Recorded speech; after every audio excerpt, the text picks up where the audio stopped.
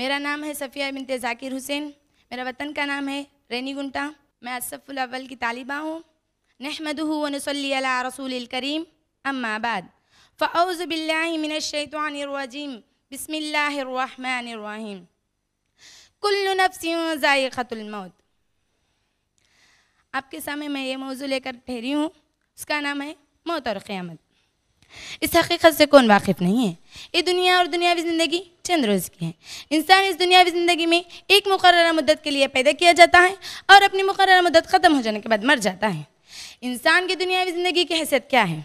इंसान की दुनियावी ज़िंदगी हैसियत कुछ नहीं है मगर एक खेल और तमाशा है, बल्कि असल दुनियावी ज़िंदगी का घर तो आखिरत है। इंसान की दुनियावी ज़िंदगी का खातिमा यानी मौत और कुदरत का एक अटल कानून है जिससे कोई बच नहीं सकता, चाहिए वो नबी हो या रसूल, अमीर हो या गरीब, काला हो या गोरा, अरबी हो या अजमी, आका हो या गुलाम। अल्लाह तबारक व तआला ने सूरह आल इमरान में इरशाद फरमाता है, कुल्लु नफ्सिन ज़ाइक़तुल मौत। हर इंसान को मौत का मज़ा चखना ज़रूरी है। इंसान के चलती फिरती हंसती गाती ज़िंदगी अल्लाह तबारक व तआला की अमानत है। अमानत का मालिक वो नहीं हो सकता जिसके पास अमानत होती है, बल्कि अमानत का मालिक वो होता है जिसकी वो असल चीज़ होती है। चलिए मैं इसके ताल्लुक से एक वाक़या सुनाती हूँ जिससे आपको मालूम हो जाएगा कि अमानत क्या है। किसी ज़माने में एक दीनी आलिम मर्द था। अचानक उनकी बीवी का इंतकाल हो गया। उनको अपनी बीवी की मौत और उनकी जुदाई की इस कदर तकलीफ़ आ के वो गम के मारे निढाल हो गए थे। उन्होंने अपने आप को अपने मकान में बंद कर लिए। न किसी से मुलाकात करते थे, न किसी से गुफ्तगू करते थे, न किसी आवाज़ से घर से बाहर निकलते थे। एक मरतबा एक औरत ने उनके दरवाजे पर आई और आवाज़ दी। उन्होंने बाहर नहीं निकले। उस औरत ने कही, आपसे मैं एक मसले का जवाब चाहती हूँ। अगर आप इस मसले का जवाब नहीं देंगे तो मैं इस जगह से नहीं हटूँगी, चाहिए मेरी जान भी चले जाए। तो इस वक्त आलिम ने मजबूर तौर पर बाहर निकलाए और कहा, पूछ, क्या पूछना चाहती हो? तो औरत ने कही, ऐ जनाब, एक मरतबा एक औरत ने मेरे पास आई और अपनी कीमती ज़ेवर को बतौर अमानत मुझे दे गई, लेकिन अचानक आज वो बगैर इत्तला के मुझसे ले गई। उस कीमती ज़ेवर मेरे हाथ निकल जाने से मुझे इस कदर गम है कि मैं क्या करूं? तो आलिम ने कहा, क्या तू पागल हो गई हो? वो जिसकी अमानत थी वो अपनी चीज़ वापस ले गई, तो तुझे इस कदर गम करने का क्या हक़ है? तो औरत ने कही, यही तो बात है, आपकी बीवी की ज़िंदगी भी तो अल्लाह तबारक व तआला की अमानत थी।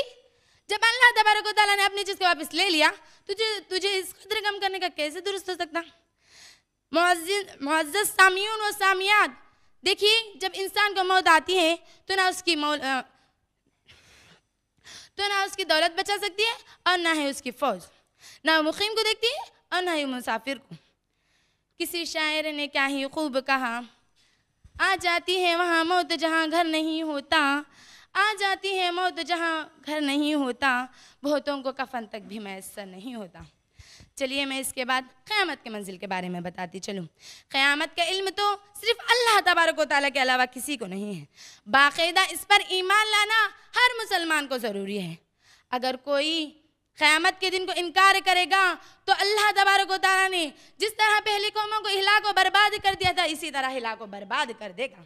क़यामत के दिन सारे मखलूक परेशानी में पड़े हुए होंगे। हर कोई अपने अपने नफ्स की फ़िक्र पड़ी हुई होगी। हर शख्स को अपने अपने नफ्स की फ़िक्र पड़ी हुई होगी। हर कोई अपने गुनाहों के मुताबिक पसीने में डूबे हुए होगा। उसके बाद चंद लोगों की निगाहें नीचे झुकी हुई होगी और उन पर अल्लाह तबारक व तआला की ज़िल्लत छाई हुई होगी, और वो उन लोगों की होगी जो दुनिया में अल्लाह और उसके रसूल सल्लल्लाहु अलैहि वसल्लम के बातों को छुटलाते थे। उसके बाद अल्लाह तबारक व तआला ने हिसाब व किताब को नाम अमल के तौर पर दिया जाएगा। जिसके नाम अमल अच्छे होंगे और वो गुनाहों से महफूज रहेगा तो उसके नाम अमल बाएं हाथ में दिया जाएगा। जिसके नाम अमल बुरे होंगे तो उसके नाम अमल बाएं हाथ में दिया जाएगा। जिस शख्स के नाम अमल बुरे होंगे तो उसके लिए जहन्नम नसीब कर दी जाएगी।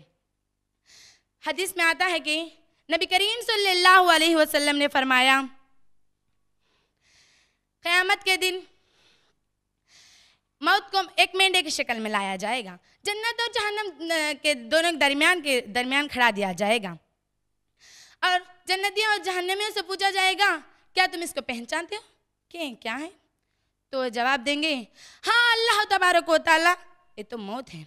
तो कहें तो अल्लाह तबारक व तआला ने उसके बाद उसको ज़बह कर देगा और ऐलान कर देगा, ऐ अहले जन्नतियों, तुम्हारे लिए जन्नत दाइमन के लिए है, तुम उसमें चले जाओ, तुम्हारे लिए मौत नहीं आएगी। इसी तरह जहन्नमियों के लिए ऐलान कर देगा, ऐ जहन्नमियों, तुम्हारे लिए जहन्नम का अज़ाब दाइमन है, तुम उसमें चले जाओ, तुमको हरगिज़ मौत नहीं आएगी। देखिए अजीज सामीन व सामियात, जब इंसान को मौत आ जाती है तो कोई नहीं बचा सकता। जब क़यामत के दिन खड़ जाता है तो अल्लाह तबारक व तआला के अलावा वो क्या भी उन्हें बात कर सकता। इंसान तो आजकल में कहता है कि इब्तिदा में इंसान पैदा होता है और मर जाता है, लेकिन ये नहीं कहा था कि दोबारा पैदा किया जाता है। हरगिज़ नहीं। अल्लाह तबारक व तआला इब्तिदा में पैदा करता है और दोबारा मौत देता है, तो उसके लिए दोबारा जिंदा करने में क्या मुश्किल है। अब हमें चाहिए कि अगर अपने रिश्तेदारों में किसी की फौत हो जाए तो उस पर सब्र करे। आखिर में मैं अल्लाह तबारक व तआला से दुआ करती हूँ कि अल्लाह तबारक व तआला हम तमाम को मरने के बाद जन्नतुल फिरदौस में आला साला मुकाम अता फरमाए। आमीन सुम्मा आमीन। Allah